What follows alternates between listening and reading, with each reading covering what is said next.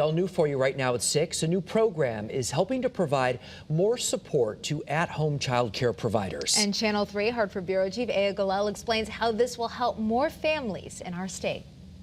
When I started as a provider, coming from the classroom, I felt really pigeonholed and not being able to touch bases with other providers.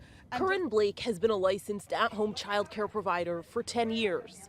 We are early childhood educators. We are the people who work with mothers and fathers, aunts and grandmothers to empower them and to assure them that they are their children's first teacher.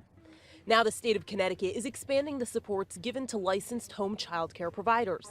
That includes connecting caregivers to community resources and coaching through a regional hub for 26 towns. In the state, because we know that to reach families in child care deserts, to help with issues like transportation and access to child care, that family child care is a big part of that solution.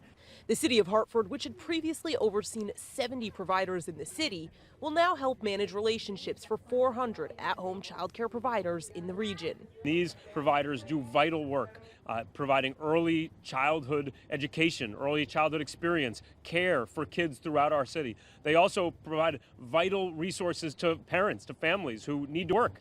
The statewide program will provide technical and administrative supports. Individual municipalities previously had to manage their own support services for at-home child care providers.